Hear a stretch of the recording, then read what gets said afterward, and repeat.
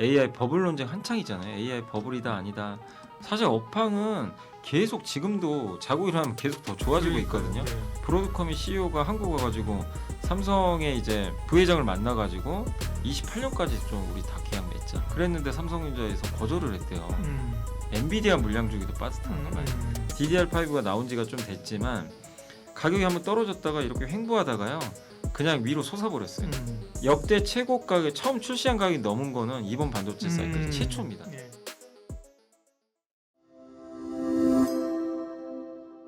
예민수의 경제 토크 염승환 이사님 오셨습니다. 반도체 이야기하겠습니다. 반도체는 정말 올해 하반기에 주도주였고 내년에도 주도주로서의 의심은 없는데 주가는 전처럼 이제 못 가니까 좀 답답한 상황인데요, 그죠? 네. 물론 오늘 이제 하이닉스가 키 맞추기 하면서 올라가긴 했지만 전과 같은 탄력은 아니에요. 반도체는 그죠? 왜 그런 겁니까? 좀 기간 조정하는 거예요? 기간 조정이라고 보고 있고요. 일단 이제 9월, 10월까지 너무 달린 것도 사실이고 그렇죠. 이 2달 만에 너무 올랐거든요. 뭐 삼성전자도 거의 2배 가까이 급등하다 보니까 좀 숨고르기도 좀 필요했고 하필 또 그 11월에 좀 약간 지지부진했던 게 이게 뭐 반도체 문제가 아니라 미국에서 악재들이 좀 나왔죠. 뭐 아시겠지만 연준이 갑자기 금리 인하 하니 많이 불확실하니까 그렇죠. 시장에서는 일단 좀 지켜보자 이런 심리. 그래서 미국 기술주 빠졌죠. 또 오라클 때문에 지금 AI 버블 논쟁 한창이잖아요. AI 버블이다 아니다. 뭐 왜 이렇게 부채만 끌어다 쓰냐. 데이터 센터 짓는데 자기 돈으로 해야지 왜 부채 이제 자꾸 당겨 쓰고 돈은 언제 벌 거냐. 이거에 대한 답을 사실 지금 줄 수도 없거든요. 그러다 보니까 미국에서도 AI 버블 논쟁, 투자가 줄어들면 사실 반도체한테 안 좋잖아요. 이제 그러다 보니까 이 두 가지가 일단 주가에 좀 안 좋게 좀 작용을 했죠. 그래서 주가가 뭔가 뭐 우리나라 기업들한테는 큰 문제가 발생한 건 아닌데 미국에서 나왔던 그런 좀 부정적인 뉴스들이 외국인 또 매도가 그때 하필 또 겹쳐가지고 또 환율까지 오르다 보니까 외국인이 더 많이 팔아버렸죠. 그래서 그런 일들이 이제 복합적으로 작용하면서 사실 업황은 계속 지금도 자고 일어나면 계속 더 좋아지고 있거든요. 그건 명백한데 일단 많이 오른 데다가 그런 좀 불편한 이슈 몇 가지가 겹쳐서 약간 쉬어가고 싶다는 그런 걸 이제 11월까지는 시장이 좀 표현을 하면서 주가 좀 부진했다. 이렇게 좀 보는 게 맞는 것 같습니다. 쉬어가면서 에너지를 모으고 팔 사람 팔고 그죠? 새롭게 수요가 들어오고 실적으로 그런 걸 확인하면서 가는 게 자연스러운 과정입니다. 이제 뭐 올 연말은 뭐 얼마 안 남았으니까 내년을 보면서 반도체를 보게 되면 이제 몇 가지 키워드가 있는데 가장 또 얘기 많이 하는 게 공급 부족, 쇼티지 얘기를 많이 하대요. 네, 맞아요. 그러니까 공급은 이게 언제까지 부족할지는 우리가 좀 명확하지는 않지만 대부분 공통 의견은 내년까지는 공급 부족한. 근데 일부 뭐 외사 보고서 보면 28년에도 부족할 거래요. 그러니까 이거는 전망이 다 달라서 알 수는 없지만 지금 반도체 기업들이 일단 공급 늘리는데 적극적이지도 않고요. 왜냐하면 지금 분위기 괜찮거든요. 거기다가 지금 공장조도 한 2, 3년 걸려요 또. 그렇죠. 양산까지 들어가는데. 그러니까 적어도 내년까지는 큰 문제는 없어요. 그리고 옛날에 좋을 때 확 늘렸다가 피복 경험이 많잖아요. 그러니까 옛날에도 반복됐거든요. 이번엔 슈퍼사이클이고 공급 늘려도 수요 많아서 괜찮다. 그러다 다 결국엔 정말 힘들어졌죠.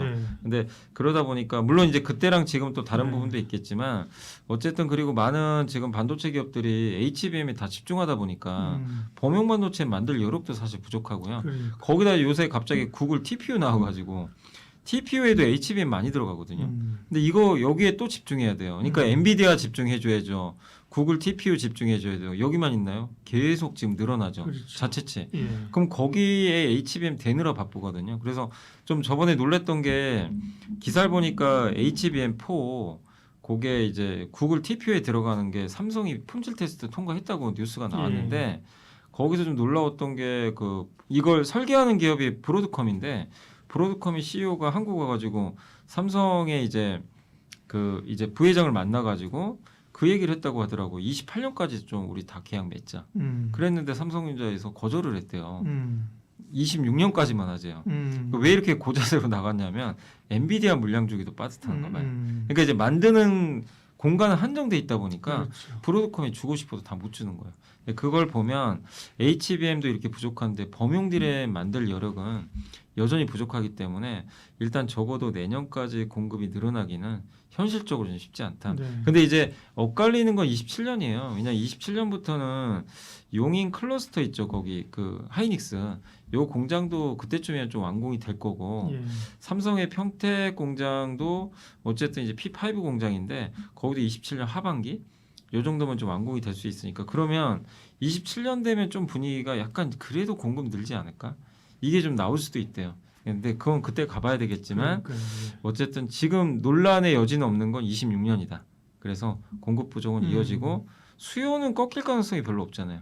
지금도 계속 늘어나니까 그런 관점으로 보면 반도체는 어쨌든 뭐 내년 최소한 상반기까지는 큰 문제는 없지 않겠냐. 네. 이렇게 일단 생각은 하고 있습니다. 옛날에는 이제 물량 가지고 뭐 하고 또 가격하고 뭐 치킨 게임이라고 반도체 제일 유명한 게 사실 반도체잖아요. 치킨 네네. 게임 그죠? 죽기 살기로 한번 해보자 뭐 이런 네. 거였는데 지금은 그런 분위기가 아니고 사실 디램만 가지고 디램이나 낸드만 가지고 왔을 때는 과거의 양상이 펼쳐질 수 있는데 맞아요. 지금 진짜 그럴 수 있어요. HBM이라는 그 상품이 들어와서 네. 확고하게 얘가 잘 나가고 그죠? 네. 캐파를 빨아가고 나머지 제한적인 게 좋아지고 이런 구조적인 변화도 또 있는 것 같아요. 네. 그러니까 이게 HBM 잘 말씀해 주신 예. 게 갑자기 하나가 딱 튀어나왔잖아요. 그러니까요. 근데 이게 너무 옛날 반도체랑은 완전히 다른 게 성능도 성능인데 이게 미리 만들 수가 없는 제품이에요. 그러니까 한마디로 맞춤형.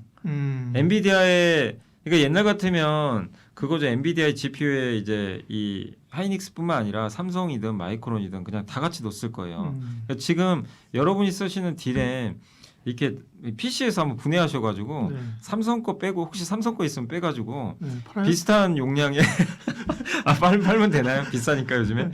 근데 거기다 하이닉스 꽂아도 그냥 다 돌아가요. 아무 문제가 없어요 사실. 그냥 그걸 범용 디램이라고 그러죠. 그래서 삼성 하이닉스 그냥 찍어내죠. 24시간.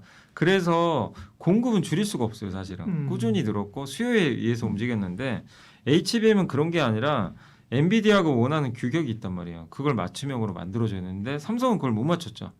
그래서 탈락하고 자꾸만 이번에 이제 맞춰서 들어가게 됐는데 HBM은 어쨌든 철저하게 주문형입니다. 미리 찍질 않고 정해져 있어요. 그래서 하이닉스도 저번 실적 발표할 때 내년 물량 다 끝났다.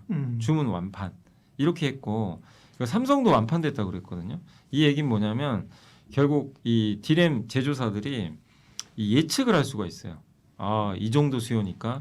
그래서 오버 캐파라 그러죠. 우리가 보통 이게 그러니까 이 공급을 늘릴 수가 없는 거죠. 예. 그래서 초과 공급이 잘 안 나오고 근데 그런 상황에서 수요는 우리가 예상보다 훨씬 좋으니까 계속 이제 공급 부족이 나온 거다. 그래서 HBM은 확실히 과거랑은 굉장히 다른 형태로 바꾸고 있는 것 같습니다. 근데 의구심이 많아요. 시장에서 오래 있는 사람은 의구심이 많아갖고요. 처음 이제 최근에 오신 분들은 아 그래? 확 믿고 사버리고 올리면 되는데 오래 있는 사람은 옛날에 말이지 의구심이 많아가지고 자 HBM 내년 거 다 완판이에요. 아 그래? 그러면 근데 이제 2차 전지 보세요. 2차 전지 맞아요. 배터리 업체들 막 우리 거 만들어줘 2조 원, 3조 원어치 공장 짓는다고 막 했다가 느닷없이 갑자기 이게 그냥 업황이 안 좋고 보조금 축소하니까 그냥 확 줄어든 것처럼 물론 반도체 이렇게 된다는 건 아니에요, 그죠? 여기는 다르긴 한데 그다음에 아까 이제 쇼티지 얘기했고 그러면 내년에도 HBM도 그러니까 주요 키워드인 거죠. HBM 쪽에서 여전히 HBM도 좋지만